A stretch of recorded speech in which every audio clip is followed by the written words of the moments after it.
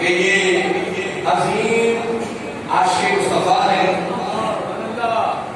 نوجوان عالم دین ہے، ممتاز جو ہے وہ شخصیت ہے. بلا تاخیر دعوت کی خطاب دینے جا رہا ہوں. فاضل جلیل عالم نبی فاضل نوجوان حضرت علامہ مولانا محمد فہیم عطاری دعوت برکاتہ العالیہ تشریف لائیں اور ہم سب کو اور ہمارے قلوب و ذہن کو نور مصطفیٰ سے منور کریں.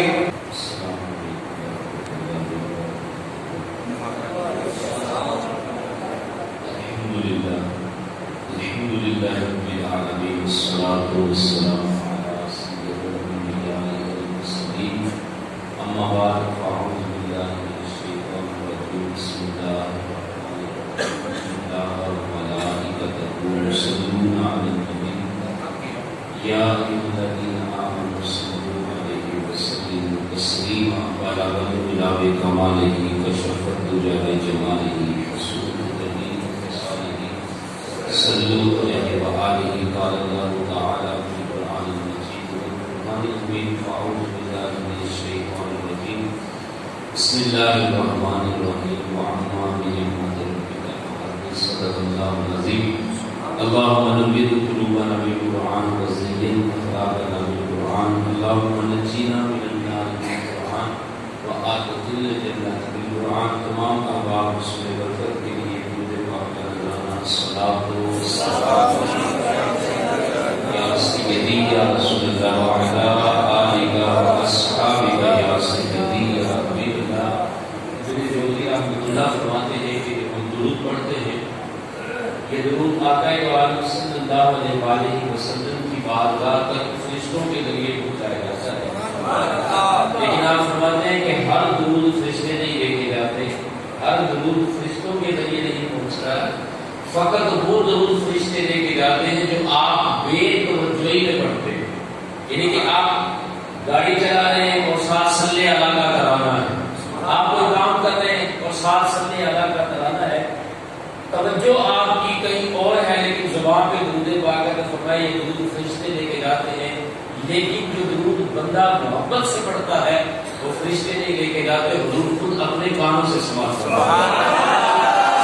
رسول برکت کے لیے اس طرح درود پڑھا کریں محبت سے کہ حضور ہمارا درود سماعت فرماتے ہیں. الصلاۃ والسلام علیک یا سیدی یا رسول اللہ وعلی آلہ واصحابہ یا سیدی یا رسول اللہ.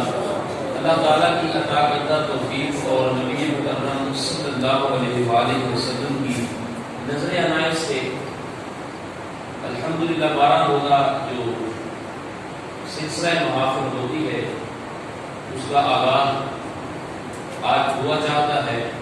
علامہ محمود صاحب اور قبلہ حبیب بھائی ان کی محبت کہ آپ نے مجھے آج کی گفتگو کے لیے چنا، اس مسجد کو آباد کیا ماشاءاللہ. اور بڑی خوش بختی ہے ہماری کہ اس مسجد کے اتنے بھی احباب آپ دیکھ رہے ہیں کہ مسجد کی اور کے ماشاءاللہ ان کی محبت اور ان کی کاوشوں سے آباد ہوئی. اس مسجد کو آباد کرنے والوں کو اللہ قیامت کی صورت تک آباد فرمائے. مجھے جو موضوع دیا گیا ہے کہ میلاد منانا کیوں ضروری ہے، میلاد منانا کیوں ضروری ہے. اللہ کا احسان ہے کہ اللہ تبارک و تعالیٰ نے ہمیں انسان بنایا، انسان بنانے کے بعد پھر کرم کیا کہ ہمیں مسلمان بنایا، مسلمان بنانے کے بعد پھر بڑا کرم کیا کہ اس گھر میں پیدا کیا جہاں آنکھ کھلتے ہی صلی اللہ کی سدائیں سنائی. ہمارا عقیدہ یہ ہے کہ ہم میلاد منانا بھی ضروری سمجھتے ہیں. اللہ تبارک و تعالیٰ نے اپنے پیارے محبوب صلی اللہ علیہ وآلہ وسلم کے لیے سارے جہاں کو سجایا، آباد کیا. اور حضور علیہ السلام کی ہی توسل سے آج ہماری عزت. میں اکثر کہا کرتا ہوں کہ ایک شخص دنیا کا سب سے امیر شخص ہے لیکن اس کے پاس لا الہ کی دولت موجود نہیں ہے. لیکن ایک بندہ ذاتی طور پہ بڑا غریب ہے لیکن اس کے پاس لا الہ الا اللہ کی دولت ہے. تو کبھی زندگی میں نہیں ہو سکتا کہ جو ظاہری طور پہ مال کے ذریعے امیر الا اللہ کی دولت دولت ایمان سب سے بڑی دولت ہے کلمہ. اور جو ہم مسلمان ہیں ہمیں میلاد کیوں منانا چاہیے؟ میں نے کہا بات پوچھتے ہیں کہ میلاد منانا تو چلو ضروری ہے، تو منانا کس کس کو چاہیے؟ میں اکثر کہا کرتا ہوں میلاد کس کو منانا چاہیے؟ میں نے کہا ہر اس ماں کو میلاد منانا چاہیے جو حضور سے پہلے پیدا ہو جاتی ہے تو منڈیوں میں بولیاں لگتی. اگر حضور کے آنے سے پہلے پیدا ہو جاتی تو بازاروں میں بولیاں لگتی. لوگ ماؤں کو گلے پہ رسی ڈال کے کھینچا کرتے تھے، لوگ ماؤں کو دھکے دیا کرتے تھے، گالیاں دیا کرتے تھے. میں قربان نہ جاؤں، آقا کریم علیہ السلام تشریف لائے، سب سے پہلا کام یہ کیا جنت کو پکڑ کے ماں کے قدموں کے نیچے رکھ دیا. یہ اس ماں کا میلاد منانا بنتا ہے یا نہیں بنتا؟ کہ اگر حضور سے پہلے آتی تو اس کی یہ عزت اور مقام نہ ہوتی. لیکن اب کیا ہے؟ تاجدار رسالت صلی اللہ علیہ وسلم فرماتے ہیں کہ ماں کے چہرے کو دیکھنا بیت اللہ کے حج سے بھی زیادہ آسان ہے. مجھے بتائیے کہ اس ماں کو میرے آقا کریم علیہ السلام کی وجہ سے یہ فضیلت ملی ہے، اسے میلاد منانا چاہیے کہ پھر اس بوڑھے کو میلاد نہیں منانا چاہیے؟ لوگ باپ کو گھر سے دھکے دے کے باہر نکال دیا کرتے اور حضور تشریف لائے، فرمایا آج کے بعد رب بھی اسی سے راضی ہوگا جس کا ابا راضی ہوگا. تو مجھے بتائیے اس باپ کا کام نہیں بنتا کہ میلاد منائے؟ پھر اس بیٹی کا کام نہیں بنتا؟ آقا کریم علیہ السلام کے آنے سے پہلے حال یہ تھا کہ لوگ بیٹیوں کو زندہ دفن کر دیتے تھے، لیکن آقا دو عالم صلی اللہ علیہ وسلم تشریف لائے اور فرمایا آج کے بعد جو شخص ایک بیٹی کو جنم دے پھر اس کی پرورش کرے، عزت کے ساتھ اسے گھر سے رخصت کرے، حضور فرماتے ہیں قیامت کے دن میں محمد اور وہ اس طرح جیسے تو انہیں جڑی ہوئی اس طرح جڑ کے جنت میں داخل ہو گئے. مقام کس نے دیا؟ بیٹی کے نام پہ مجھے ایک بات یاد ہے. آقا کریم علیہ السلام کے ایک صحابی تھے حضرت ساسا رضی اللہ تعالیٰ عنہ، حضرت ساسا رضی اللہ عنہ آقا کریم کی بارگاہ میں ایک گناہ اور عرض کیا رسول اللہ صلی اللہ علیہ وسلم میں آپ سے کچھ سوال کرنا چاہتا ہوں. آقا کریم علیہ السلام نے فرمایا کہ پوچھیے. عرض کیا رسول اللہ میں کافر تھا اور اپنے علاقے کا ایک وڈیرا تھا، مجھے دین کی سمجھ نہیں تھی. اس وقت میں نے آپ کا کلمہ پڑھنے سے پہلے اسلام کی دولت سرفراز ہونے سے پہلے میں نے کچھ نیکی کی ہے. یا رسول اللہ کیا ان نیکیوں کا اجر مجھے دیا جائے گا؟ میرے آقا کریم علیہ السلام نے پوچھا کہ تمہیں کون سی نیکی کی؟ اس نے کہا یا رسول اللہ ایمان لانے سے پہلے ایک دن ہوا یہ کہ میری ایک اونٹنی گم ہو گئی. میں اس اونٹنی کو ڈھونڈنے کے لیے جب سے رام نکلا تو ایک جھونپڑی کے باہر میری اونٹنی بندھی ہوئی تھی. مجھے پتا چل گیا کہ اس جھونپڑی والے نے میری اونٹنی پکڑی ہوئی. میں نے آواز دی، ایک شخص باہر آیا.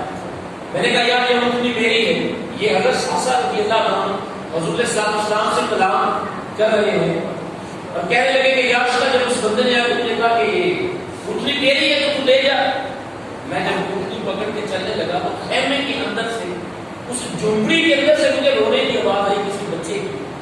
تو جب پلٹا میں نے پوچھا کہ تیرے گھر میں کوئی اولاد ہوئی ہے، کوئی بیٹا بیٹی ہوئی ہے؟ اس نے کہا میرے گھر میں بیٹی پیدا ہوئی ہے. حضرت ساسا بتاتے میں تھا تو کافر، لیکن میں نے اس سے پوچھ لیا کہ اب بیٹی کا کرے گا کیا؟ تو اس نے کہا کہ وہی کروں گا جو سارے عرب والے کرتے ہیں، یعنی کہ چند لمحوں کے بعد، چند گھڑیوں کے بعد یا چند منٹوں کے بعد میں اس بچی کا گلا دبا کے سنبھال دوں گا. ہم جو کرتے ہیں بیٹی پیدا ہونے میں کچھ نہیں ہوتے، بلکہ بیٹی کے پیدا ہونے پر اس کو دفن کرنے کے اہتمام کیے جاتے ہیں کہ کسی کو پتا بھی نہ چلے کہ ہمارے گھر میں بیٹی پیدا ہوگی. حضرت ساسا فرماتے تھا تو میں کافر، لیکن میرے دل میں رہ آیا. میں نے کہا یار تو بیٹی کو دفن نہ کرنا نہ مارنا، تو مجھے اسے بیچ دے. اب جب میں نے کہا کہ بیٹی کو مجھے بیچ دے تو اس نے کہا کیا دے گا؟ میں نے کہا یار یہ اونٹنی ہے کہ تو لے دے. تو آگے سے وہ کہنے لگا کہ یہ اونٹنی بھی ٹھیک ہے لیکن جس اونٹنی پہ تو بیٹھ کے آیا وہ اونٹنی بھی مجھے دے دے. تو فرمایا میں نے دونوں اونٹنیاں اسے دی، وہ بیٹی جو ہے اپنے گھر لے آیا. یا رسول اللہ تھا تو میں کافر، لیکن بیٹی کو جب سینے پہ بٹھاتا تھا بڑا مزہ آتا تھا. میں نے یا رسول اللہ پھر کام ہی یہ کیا کہ رات کو نکلتا، بازاروں میں نکلتا، گلیوں میں نکلتا، ڈھونڈتا کہ کس گھر میں بچی پیدا ہوئی ہے. یا رسول اللہ جس میں کچھ نہ کچھ دے کر بچی اپنے گھر لے جاتا تھا. آقا جی 360 بیٹیوں کو اپنے گھر میں نے پرورش دی ہے. کیا یہ نیکی جو میں نے کی ہے یہ دولت ایمان سے پہلے کی ہے؟ مجھے ان نیکیوں کا اجر دیا جائے گا. میرے کریم آقا علیہ السلام کی آنکھیں چھم چھم برس گئی. حضور فرمانے لگے ساتھ ساتھ اللہ نے جو تیرا ہاتھ میرے ہاتھ میں دیا ہے یہ انہی نیکیوں کا صلہ عطا کیا ہے. پتا چلا کہ جب کوئی بندہ بیٹی کے ساتھ محبت کرتا ہے وہ کافر بھی لیکن اللہ تبارک و تعالیٰ اسے صلہ عطا فرماتا ہے. اور عرض کی یا اللہ اگر ان بیٹیوں کی پرورش کے بدلے مجھے آپ کا دامن مل گیا ہے تو آقا جی میں اس دامن مصطفیٰ کو سمیٹ کر اپنے اس فیصلے پر اور اللہ کی اس رضا پہ بڑا راضی ہوں. بیٹیوں کو لوگ دھکے دے کر دلوں سے نکال دیتے تھے. میرے قریب تشریف لائے اور فرمایا آج کے بعد بیٹی گھر میں پالنے والا ایسے ہی ہے جیسے جنت میں میرے ساتھ جانے والا ایک ساتھی ہو. اور بتائیے کہ اس بیٹی کا کام نہیں بنتا کہ صبح بھی میلاد منائے رات کو بھی میلاد منائے. پھر حضور فرماتے ہیں عرب میں یہ ہوتا تھا کہ اگر کسی عورت کو طلاق ہو جاتی تھی یا وہ بیوہ ہو جاتی تھی تو اسے ایک خاص نشانی دی جاتی تھی. کسی بھی محفل میں ہو جاتی تو اسے منحوس سمجھا جاتا تھا. میرے قریب تشریف لائے اور فرمایا آج کے بعد اگر کوئی شخص اپنی بیوہ بہن یا بیوہ بیٹی کے ساتھ ویسا ہی سلوک کرے جیسا پہلے کرتا تھا تو آقا کریم فرماتے ہیں اس وقت تک میں جنت میں نہیں جاؤں گا جب تک اس کا بازو پکڑ کے ساتھ جنت میں رہے گا. مجھے بتا پھر اس بیوہ کا کام نہیں بنتا کہ صبح بھی میلاد منائے اور رات کو بھی میلاد منائے. آج اگر ہم اپنی زندگی میں جو حضور کے احسانات ہیں ان کو گنے باقی قسم اتنے بال نہیں آتا ہے جتنے رسول اللہ کے ہم پر احسانات ہیں. لوگ پوچھتے ہیں میں اکثر کہا کرتا ہوں. مجھے ایک شخص کہنے لگا کہ یار اگر میلاد منانا اتنا ہی ضروری ہے تو اللہ اس میلاد کو فرض قرار دے دیتا تاکہ سارے مناتے. میں نے کہا بات یہ ہے کہ میلاد اللہ تبارک و تعالیٰ نے فرض نہیں کیا. حج کیا ہے, زکوٰۃ کیا ہے, روزہ کیا ہے, یہ تمام عبادتیں فرض ہے لیکن میلاد کو فرض نہیں کیا. اگر میلاد بھی فرض ہو جاتا ہر بندے نے منانا تھا لیکن اللہ نے اس ذکر کو فرض نہیں کیا. اس کی ایک وجہ ہے وہ یہ ہے کہ نماز فرض ہے ہر حالت میں پڑھنی پڑے گی. ہر حالت میں وہ لوگ بھی نماز پڑھیں گے جن کا دل کر رہا ہے اور وہ بھی پڑھیں گے جن کا دل نہیں کرتا. یعنی کہ مجبوری میں بھی نماز ادا کرنی پڑے گی. اسی طرح زکوٰۃ ہے کچھ لوگوں کا دل کرتا ہے زکوٰۃ ادا کرنے کو اور خوشی کے ساتھ کرتے ہیں لیکن اگر خوشی کے ساتھ بھی نہ کی جائے زکوٰۃ فرض ہے ادا کرنی پڑے گی. کچھ مجبوری سے کرتے ہیں کچھ خوشی سے کرتے ہیں. اسی طرح حج جتنے بھی فرض ہے وہ تمہیں ادا کرنے پڑے گے. اگر خوشی سے کرو گے تو زیادہ ادا نہیں کرو گے تو تمہیں وہ عمل کرنا پڑے گا. اگر میلاد بھی فرض ہو جاتا اگر میلاد بھی فرض ہو جاتا تو ہر بندے نے میلاد منانا تھا. خوشی میں بھی میلاد منانا تھا, پریشانی میں بھی میلاد منانا تھا. اللہ نے فرمایا کہ وہ میرا ذکر ہے وہ میری عبادات ہے ہر بندے کو کرنی پڑے گی. جو راضی ہے وہ بھی آ کے نماز پڑھے, جو خوش ہے وہ بھی پڑھے, جس کے پیٹ میں درد ہے وہ بھی پڑھے, جس کا دل کر رہا ہے وہ بھی پڑھے, جس کا دل نہیں کر رہا وہ بھی نماز پڑھے. لیکن میلاد فرض اس لیے نہیں کیا. اگر فرض ہو جاتا تو لوگوں نے مجبوری سے بھی اللہ نے فرمایا فرض اس لیے نہیں کیا کہ صرف وہ کرے جس کا دل کر رہا ہے. میرے محبوب کا ذکر کوئی بندہ مجبور ہو کر اگر فرض ہو جاتا پھر کیا ہونا تھا کہ لوگوں نے محفل میلاد میں آنا تھا لیکن دل ان کا بیٹھنے کو کرنا. اللہ نے اسے فرض سے الگ اس لیے کیا ہے کہ آنے والا ہر شخص اس انداز میں بیٹھے کہ دل میں کہہ رہا ہو کہ حضور آپ آئے ہیں تو زندگی کی بہار آ گئی.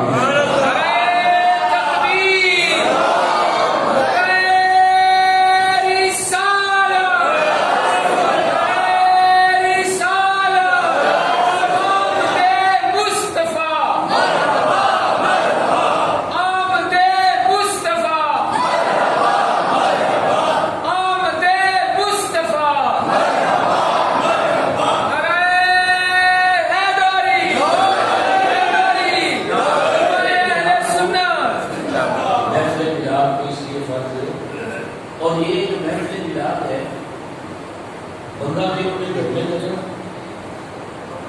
تو ہر بار کرنے کے بعد نا تو تھوڑا سا کچھ کرتا ہے. کیا کرتا ہے؟ تھوڑا سا توجہ ہے آپ کی. کیسے کرتا ہے؟ کبھی محفل میلاد گھر میں کر کے دیکھیں. جب محفل میلاد کر لی جاتی ہے تو محفل میلاد ختم ہونے کے بعد وہ تھوڑا سا پچھتاتا ہے. پچھتاتا کس بات میں؟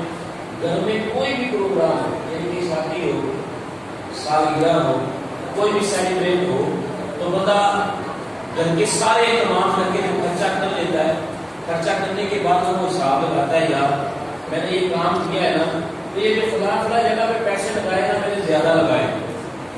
اگلی بار جب یہی پروگرام آئے گا نا تو میں پیسے کم لگاؤں گا. یہ جو ایکسٹرا ایک دیکھ پک گئی ہے یہ اگلے پروگرام پہ یا اس کے بعد جو گھر میں شادی ہوگی یہ خرچہ میں کم کروں گا.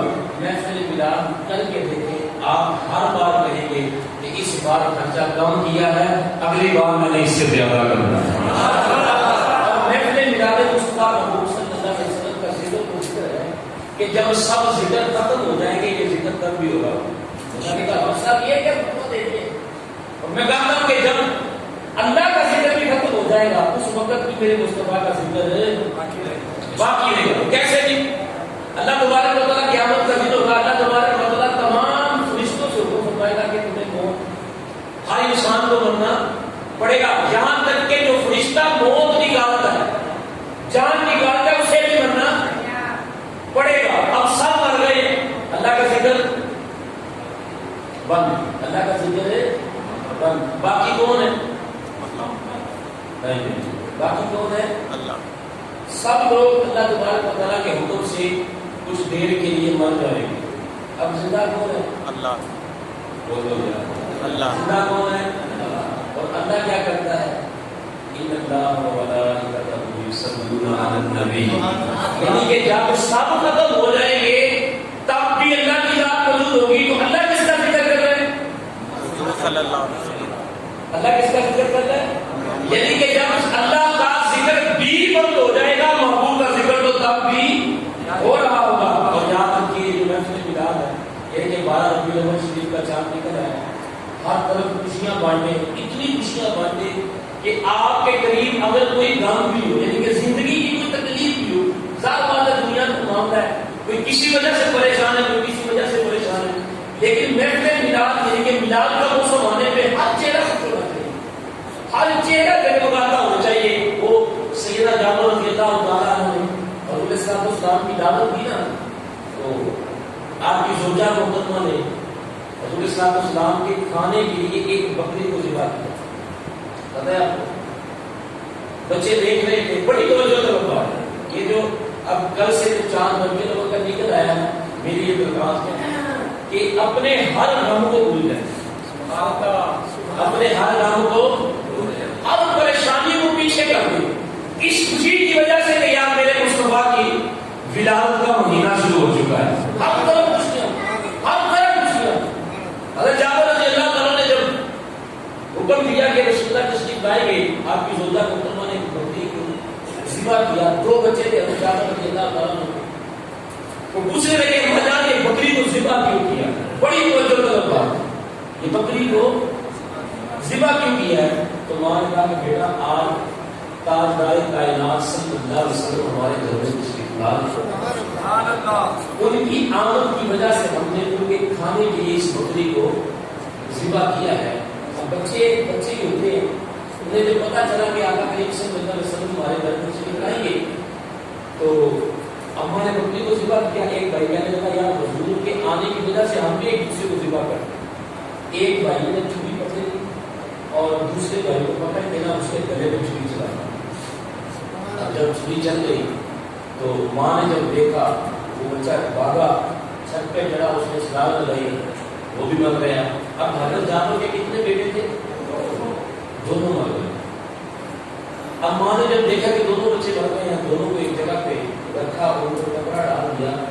اب ماں ہوتی ہے ماں کے چہرے کے اوپر ذرا بھی پریشانی میں کچھ دیر بھی نہیں تو روئی ہو گئی لیکن فقط اس لیے کہ تاجدار کائنات تشریف لانے والے کہیں ان کی دعوت میں کھٹک نہ ہو جائے اپنے چہرے سے ذرا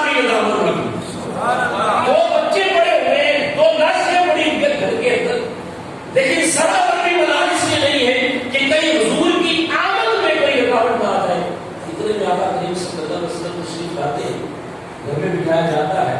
حضرت جابر رضی اللہ تعالیٰ نے مجھے بھی نہیں پتا کہ بچے مر چکے ہیں. آقا کریم علیہ السلام کی بارگاہ میں کھانا پیش کیا گیا. اب کھانا سامنے ہے اور بیوی، ایک ماں بھی ہے اور ایک بیوی بھی ہے، دو بچے اس کے مر چکے ہیں، لیکن فقط اس لیے کہ اگر میں اظہار کروں گی تو ظاہر بات ہے گھر میں غم ہوگا، پریشانی ہوگی، تو جو آقا کریم کے کھانے کی جو خوشی ہے وہ معلوم پڑ جائے گی، اس میں فرق آ جائے گا. آپ نے اپنے شوہر کو بھی بتایا، لیکن جب کھانا تلاوت کرنے لگے تو جبریل تشریف لاتے ہیں، عرض کرتے ہیں یا رسول اللہ، اللہ کا حکم یہ ہے کہ کھانا جابر کے بیٹوں کے ساتھ کھانا ہے. آپ کے دسترخوان میں، آپ کے دسترخوان کے ساتھ، کھانے کے ساتھ بیٹے بھی بیٹھے ہو تو تب کھانا کھانا ہے. آقا کریم نے فرمایا جابر تیرے بیٹے کہاں؟ اب حضرت جابر کو نہیں معلوم تھا کہ میرے بیٹے کہاں ہیں. اندر گئے تو دیکھا نظر نہیں آ رہے تھے، بھائی تک نظر نہیں آئی. عرض کی یا رسول اللہ آپ کھانا تناول فرمائیں، وہ کہیں کھیل رہے ہوں گے. تو حضور اسلام نے فرمایا نہیں، اللہ کا حکم ہے کہ جب تک جابر کے بیٹے نہیں آ جائیں گے کھانا نہیں کھانا. حضرت جابر جاتے ہیں اپنی بیوی سے پوچھتے ہیں کہ بچے کہاں ہیں. تو اب بیوی تو تھی، ماں تو تھی، لیکن خیال آیا کہ اگر میں نے روک کر بتایا، پریشان ہو کے بتایا کہ کہیں یہ نہ ہو کہ حضور اسلام کی جو تشریف آمدی ہے، یہ جو محفل میرے گھر میں سجی ہوئی ہے، کہ اس میں بھی خلل نہ آ جائے. تو سب کچھ بتا دیا. اب جابر پاک ہونے کے باوجود اس بات کو سن کے کہ میرے بیٹے دونوں مر چکے ہیں، میرے آقا کی بارگاہ میں جاتے ہیں، عرض کرتے ہیں یا رسول اللہ، وہ کھیلتے کھیلتے کہیں دور چلے گئے. یہ نہیں بتایا کہ یا رسول اللہ بیٹے مر چکے ہیں، فقط اس لیے کہ کہیں جو حضور کے آنے کی خوشی ہے، کہیں حضور کے آنے کا جو اتنا بڑا سامان لگا ہوا ہے کہ اس میں رکاوٹ نہ آ جائے. عرض کی یا رسول اللہ، وہ کھیلتے کھیلتے کہیں دور چلے گئے ہوں گے. آقا فرمانے لگے جابر وہ تو ٹھیک ہے، لیکن اللہ کا حکم یہ ہے کہ دعوت میں تیرے بیٹے شامل ہونے چاہیے. اب حضرت جابر نے عرض کی یا رسول اللہ دونوں بیٹے مر چکے ہیں. حضور اسلام نے فرمایا کہاں ہے؟ دکھایا گیا. میرے آقا کریم صلی اللہ علیہ وسلم کی دست میں شفقت فرمایا دونوں بچے زندہ ہو گئے.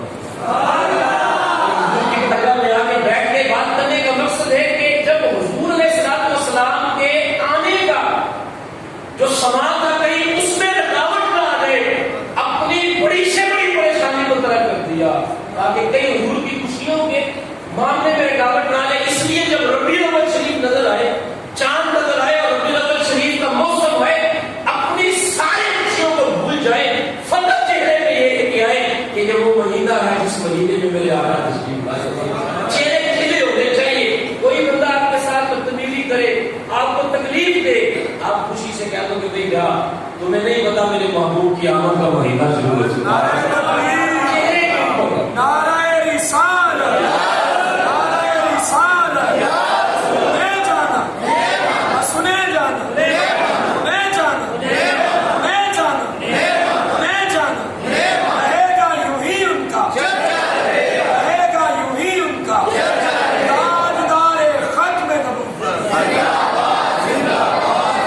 لبیک لبیک لبیک یا رسول اللہ، لبیک لبیک لبیک یا رسول اللہ، لبیک لبیک لبیک یا رسول اللہ، لبیک لبیک لبیک یا تاجدار ختم نبوت.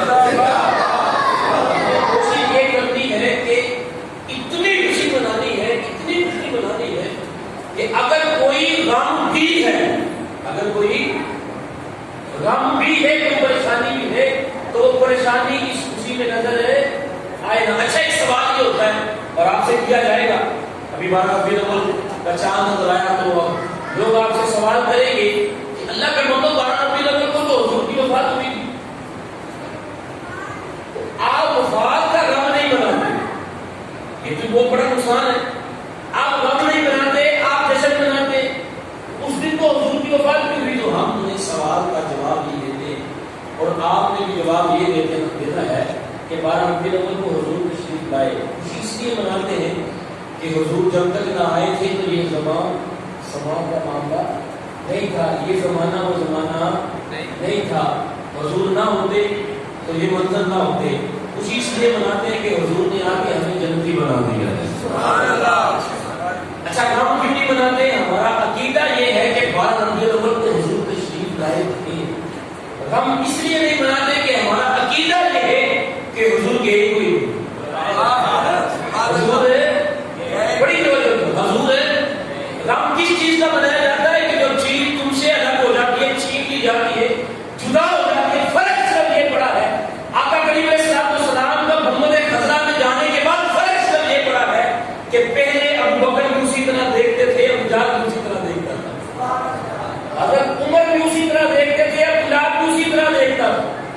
حضور کا محمد خزرہ میں جانے کے بعد فرق صرف یہ پڑا ہے ابو بکر اسی طرح دیکھ رہے ہیں، ابو جہل کو دیکھنا بند ہو گیا۔ زندہ ہے اللہ، دیکھنے والے آج بھی وہ فضل امام صاحب، فضل کریم صاحب رحمۃ اللہ علیہ نا ممتاز قادری کے بعد جیل میں ملنے کے لیے تو آپ ممتاز قادری سے ملے اور جا کے کہا ممتاز قادری میرا چھوٹا سا بیٹا تھا، شادی کو بھی تھوڑی دیر ہوئی تھی، اتنی کے لیے اعلیٰ نوکری تھی، تم نے حضور کے لیے اتنا بڑا سودا کر دیا، نے اتنا بڑا رسک لے لیا۔ اچھا بتا اتنا بڑا رسک لیا کہ حضور کی وجہ سے کرم نوازی ہوئی ہے کہ نہیں؟ ہمارے نبی فضل کریم صاحب جب سے جیل میں آئے 14 بار حضور کا دیدار حاصل کیا۔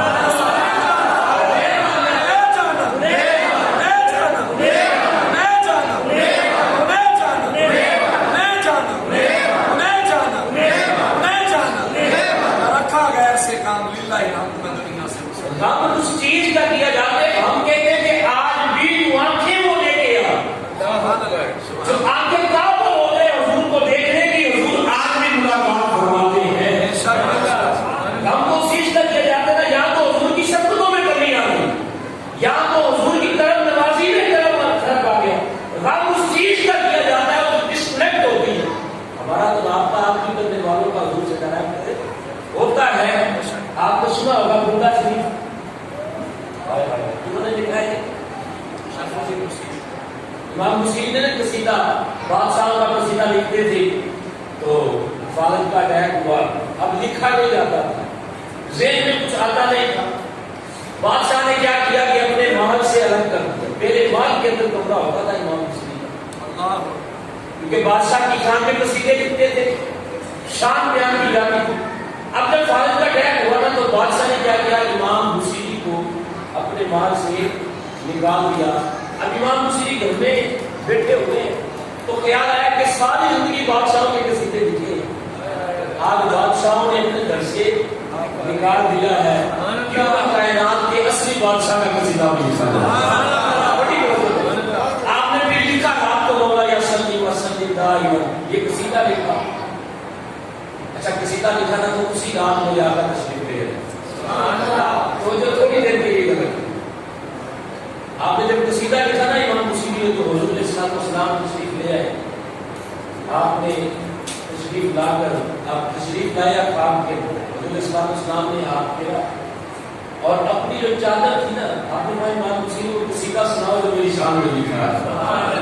آپ نے امام الانبیاء کو قصیدہ سنایا، جب قصیدہ سنایا تو اپنی جو چادر تھی جسے بودا شریف سے کہتے ہیں بودا کہتے چادر، اپنی چادر اتار کر امام مسیری کے کندھوں پہ رکھی۔ یہ خواب کا معاملہ بیان کر رہا ہوں، خواب کے اندر حضور صلی اللہ علیہ وسلم نے شفقت فرمائی، چادر اتار کے امام مسیری کو دی اور چلے گئے۔ اب امام مسیری کی آنکھ کھلتی ہے، سارا کمرہ خوشبو سے بھرا ہوا ہے، آپ جب اٹھے تھے تو امام مسیری کے کندھوں کے اوپر حضور کی چادر موجود تھی۔ ساری زندگی اس معاملے کو بیان نہیں کیا، کافی اچھے گھر میں رہے، خیر و عافیت سے ہو گئے، سارا حالت کا ٹائم ختم ہو گیا۔ چند دنوں کے بعد گھر سے نکلے تو حضور علیہ السلام کی وہ چادر کندھے کے اندر موجود تھی۔ بازار میں گئے تو ایک بابا جی ملے، کہنے لگے امام مسیری بڑا انتظار کیا تیرا، بڑا ڈھونڈا ہے تجھے، کیا خیریت ہے؟ فرمایا وہ قصیدہ سناؤ تو حضور کی شان میں لکھا۔ کہنے لگے میں نے کوئی قصیدہ نہیں لکھا، چل میں نے کوئی قصیدہ نہیں لکھا۔ وہ کہنے لگا امام مسیری جھوٹ بولتا ہے، اگر تم نے قصیدہ کوئی نہیں لکھا تو پھر بتا کہ تیرے کندھوں کے اوپر چادر کس کی ہے۔ پھر آپ کو قصیدہ سنانا پڑا۔ آج دنیا کے کونے کونے میں اگر حضور چلے گئے ہوتے، اگر حضور کا تعلق ہمارے سے ڈسکنیکٹ ہو جاتا تو بھائی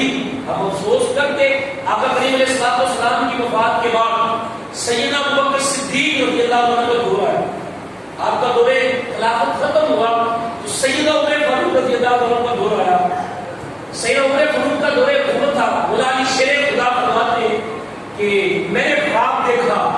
اب سیدنا مولا علی شیر خدا اپنا خواب بیان کرنے لگے ہیں تو کہتے ہیں کہ میں نے خواب دیکھا کہ خواب کے اندر میں نماز فجر کے لیے مسجد میں گیا. یہ آخری گفتگو ہے، بڑی توجہ سے سنیے گا. میں مسجد میں گیا تو نماز فجر کے لیے جو امامت ہے خواب کے اندر وہ امام الانبیاء فرما رہے تھے. 30ویں صف میں مجھے جگہ ملی. یہ بیان کیا ہو رہا ہے؟ خواب. بیان کیا ہو رہا ہے؟ خواب بیان ہو رہا ہے مولا کائنات کا. آپ فرماتے 30ویں صف میں مجھے جگہ ملی، میں نے نماز پڑھی. نماز پڑھنے کے بعد آقا دو عالم صلی اللہ علیہ وسلم نے سلام پھیرا اور چہرہ مبارک ہماری طرف کر دیا. اتنے میں نے ایک عربی دیہاتی کھجوروں کا ٹوکرا دیکھ لیا. یہ خواب بیان ہو رہا ہے. کیا بیان ہو رہا ہے؟ خواب بیان ہو رہا ہے. تو میں کھجوروں کا ٹوکرا ایک عربی نے لا کے کھجور کے سامنے رکھ دیا. آقا کریم اسلام اسلام اٹھے اور وہ جو کھجوروں کا ٹوکرا تھا وہ تمام صحابہ کو ایک ایک کھجور دینی شروع کر دی. حضرت فرماتے ہیں کہ جب حضور میرے سامنے آئے تو حضور نے مجھے بھی ایک کھجور دی. جب کس کے ساتھ بیٹھا تو فرمایا جب میں نے کھجور کو منہ میں ڈالا نا بڑا پیارا ذائقہ، بڑا زبردست ذائقہ تھا. تو میرا دل چاہا کہ میں حضور سے نا ایک اور کھجور مانگ لوں. سبحان اللہ. لیکن دل میں خیال آیا کہ اگلی صفوں کے اندر ابو بکر بھی بیٹھے ہوئے، عمر بھی بیٹھے ہوئے ہیں. اب سب کو حضور کھجور ایک ایک دے دیں. ایسا نہ ہو کہ میں 2 کھجوریں مانگ کے بےدبی کروں. تو میں نے وہ دوسری کھجور طلب نہیں کی. اتنے میں جب حضور میرے سے آگے گزر گئے تو میری آنکھ کھلی. جب میری آنکھ کھلی تو اس کھجور کے ذرات سبحان اللہ جو خواب میں کھائی تھی وہ میرے منہ میں موجود تھے. میں اٹھا اور اس کھجور کو جب میں نے اپنے منہ میں دیکھا تو تعجب ہوا. اتنے میں نا اذان ہوئی نماز فجر کی. اب خواب ختم ہو چکا ہے. یہ جو میں نے پہلے سنایا وہ کیا تھا؟ خواب تھا. کیا تھا؟ بڑی توجہ کی. کیا تھا؟ خواب تھا. فرمایا آپ اٹھ گیا، میں نماز فجر کے لیے گیا. اب چونکہ سیدنا عمر فاروق رضی اللہ عنہ کو دور حکومت تھا تو میں جب مسجد نبوی میں گیا تو سیدنا امیر المومنین عمر فاروق مصلی امامت میں کھڑے تھے. مجھے وہی جگہ ملی جہاں خواب میں ملی. 30ویں صف میں مجھے وہی جگہ ملی جہاں خواب میں ملی تھی. امیر المومنین عمر فاروق نے اللہ اکبر کہہ کے ہاتھ باندھے. تعجب کی بات ہے کہ سید عمر فاروق نے وہی آیت تلاوت کی جو رات خواب میں مصطفیٰ کریم نے کی تھی. میں ذرا حیران ہو گیا. اتنے میں امیر المومنین نے مصطفیٰ کریم کی سنت کے مطابق سلام پھیرنے کے بعد چہرے پر ہماری طرف کر دیا. میں اور تعجب میں پڑ گیا. ایک عربی کھجوروں کا ٹوکرا لے کے آیا اور امیر المومنین عمر فاروق کے سامنے رکھ دیا جیسے خواب میں رکھا تھا. فرمایا کہ امیر المومنین عمر فاروق نے کھجوروں کا ٹوکرا اٹھایا اور صحابہ میں تقسیم کرنی شروع کر دی. فرمایا وہی انداز تھا جو تاجدار کائنات کا انداز تھا، وہی پہلو تھا، وہی منظر تھا. فرمایا جب امیر المومنین عمر فاروق نے وہ کھجور مجھے دی، میں نے اس کھجور کو پکڑا منہ میں ڈالنے لگا تو میرے ذہن میں خیال آیا کہ رات خواب کے اندر میں نے مصطفیٰ سے دوسری کھجور نہیں مانگی. میں نے مصطفیٰ سے دوسری کھجور دے لیکن اس لیے نہیں مانگی کہ کیا ادب کا مقام تھا. حضور بانٹ رہے تھے اور سب کو ایک ایک بانٹ رہے تھے. ادب کی وجہ سے میں نے دوسری کھجور طلب نہیں کی. لیکن عمر نے ساڈا بیٹی ہے، عمر تو ہمارا بیٹی ہے تو کیوں نہ عمر سے دوسری. وہ ہماری مسجدوں میں بھی ایسے ہوتا ہے کہ وہ جو لنگر بانٹنے والا ہوتا ہے نا سبوں کے اندر، اگر وہ زیادہ تعلق والا ہو نا، ہم نے شادی بیاہ میں دیکھا ہوگا وہ بیٹر بانٹنے والا واقع وہ لوگ کہتے ہیں کہ اور دے جا رہے. لنگر بانٹنے والا تعلق والا ہوگا تو وہ کہتے جا رہے کہ اور نہیں دے دیتا. بڑے کائنات فرماتے ہیں کہ وہی منظر تھا، وہی لمحات تھے، لیکن خواب میں مصطفیٰ تھے، حقیقت میں عمر فاروق ہے. فرمایا رات خواب میں کھجور اس لیے نہیں مانگی تھی کہ آپ دو عالم تھے، عمر کے ساتھ تمہارا اعلانہ تھا، بے تکلم بھی ہو جاتے تھے. میں نے عمر کی سلوار کو پکڑا، تخت کو پکڑا، اسے لٹکا دیا.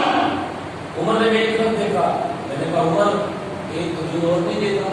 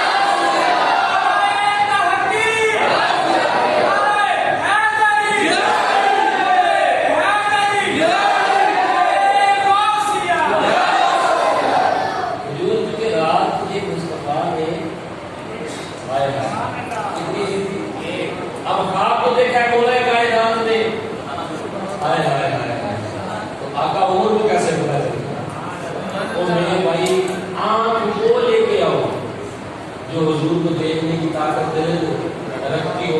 Sex of everything is bad. زیادتی اچھا کی بری ہوتی ہے.